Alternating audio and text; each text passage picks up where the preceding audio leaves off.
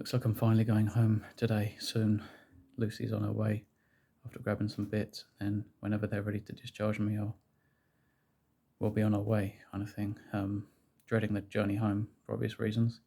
It's very, very tender back there, and the last 2 nights, especially last night, it was horrible, just the burning sensation, the stinging. It's so irritated, and I was trying to explain to them, like, it just all of a sudden felt like my skin was drying up and splitting and cracking. It felt like lots of little needles were poking me around the back end, and I couldn't figure it out for ages. And they were like, "Oh, it's heat rash, and oh, have this, take this."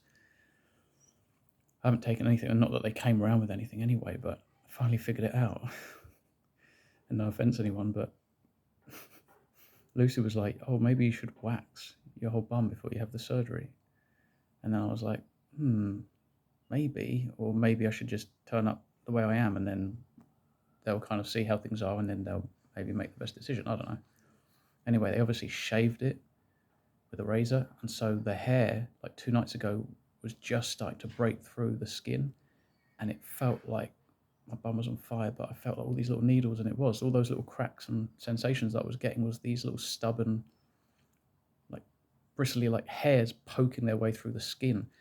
And where they've taken the tissue out and sort of put me back together again, it's kind of folded in on itself. And so even if I'm just walking, standing, but it's certainly if I'm sitting on my bum or even laying back straight, the little hairs, they're so sharp, they're kind of digging in from one cheek, digging into the other cheek from both angles. Oh man. And last night was horrible. It was unbearable just not to touch it. It was like on fire, you know?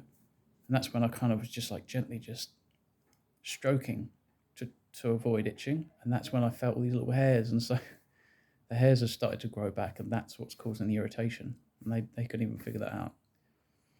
So Lucy brought me in some castor oil, 100% pure, cold-pressed, organic castor oil. So plants do have their uses, just they're not fit for consumption. So, yeah, remedies and things like that, topical remedies, things like that, they're great.